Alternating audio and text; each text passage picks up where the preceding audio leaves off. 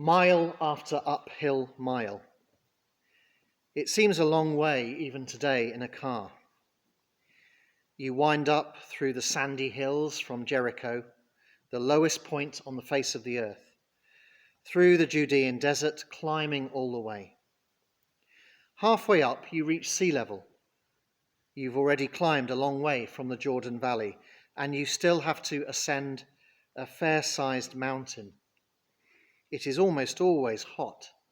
Since it seldom ever rains, it's almost always dusty as well.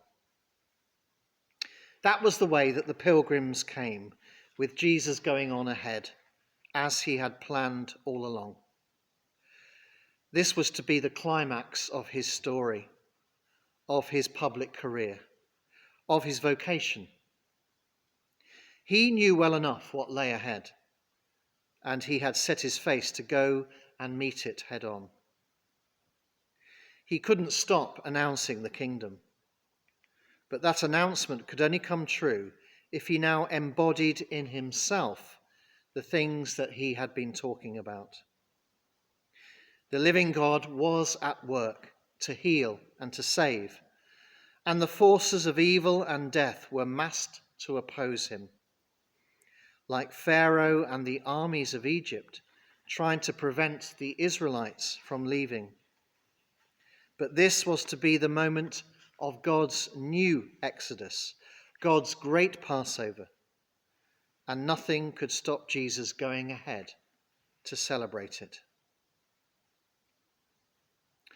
Even when you drive rather than walk from Jericho to the top of the Mount of Olives, the sense of relief and excitement when you reach the summit is intense.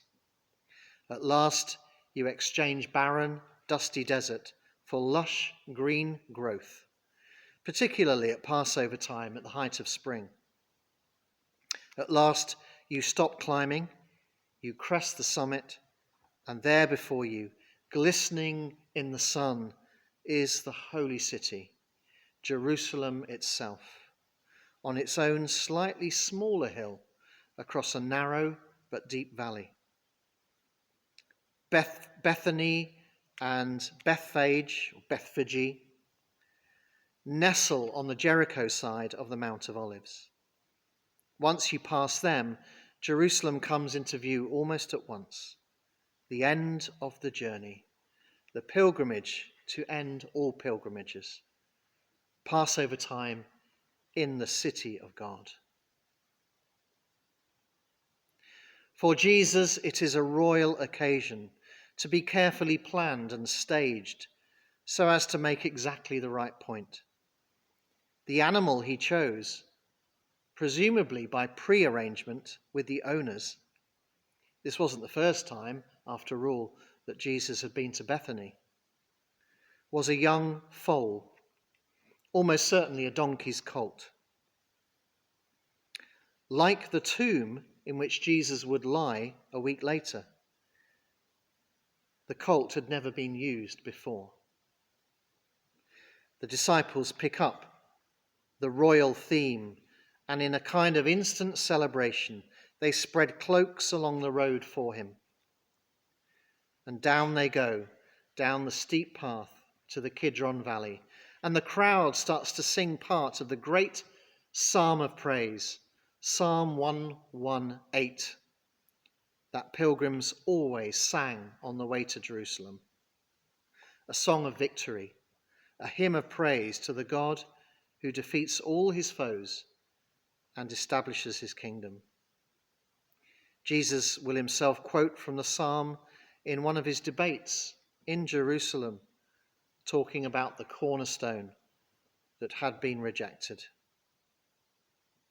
Jesus comes himself as the fulfillment of the nation's hopes, answering their longings for a king who would bring peace to earth from heaven itself. And yet the grumblers are still there. Some Pharisees, going along with the crowd, suddenly become anxious about what will happen if the authorities in Jerusalem think for a minute that there's a messianic demonstration going on. Jesus knows, and Luke knows, and we as his readers know what awaits the Master when he gets to the city. From Jesus' point of view, this is why there is such a celebration in the first place.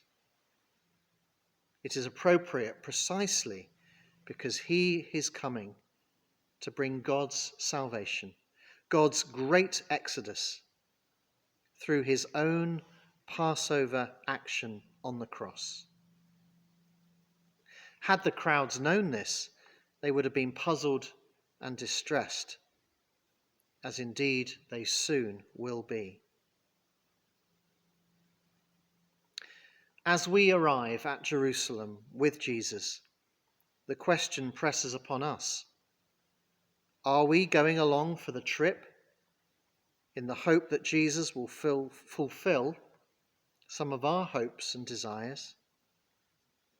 Are we ready to sing a psalm of praise, but only as long as Jesus seems to be doing what we want?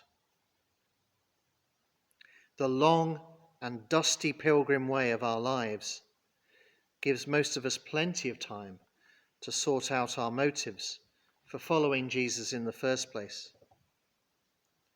Are we ready not only to spread our cloaks on the road in front of him, to do the showy and flamboyant thing, but also now to follow him into trouble, controversy, trial, and death?